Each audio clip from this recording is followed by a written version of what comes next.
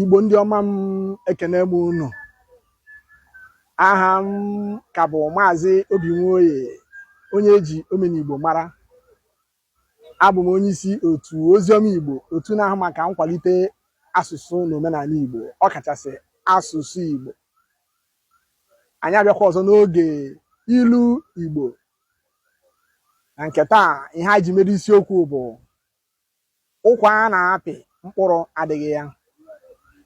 Ụkwa a na-apị mkpụrụ adịghị ya. Anyị kọwaa ya, anyị asị na ihe erughị mbọ a gbara maọbụ ahụhụ a tara wee nweta ya.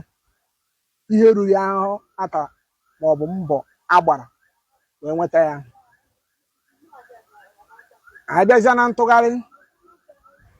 When we now come to translation, anyị agaghị asị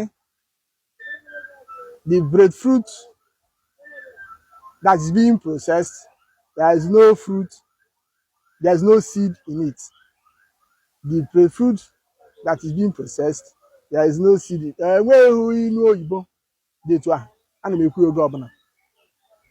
Ihe bụ ntụgharị ya bụ the game is not worth the candle.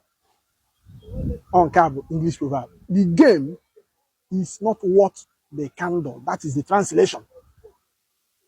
When we now come to the interpretation, we will now say that something is not worth the effort put to achieve it.